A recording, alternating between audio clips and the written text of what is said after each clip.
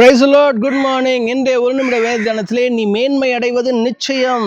Esther 6:13 அவன் யூத குலமானால் நீர் அவனை மேற்கொள்ளாமல் அவனுக்கு முன்பாக தாழ்ந்து போவது நிச்சயம். பாருங்க, ஒரு யூதனுக்கு எதிரான சூழ்ச்சிகள் பின்னப்படுகிறது. மொர்தெகாய்க்கு எதிராக ஆமான் பல சூழ்ச்சிகள் எடுக்கிறான்.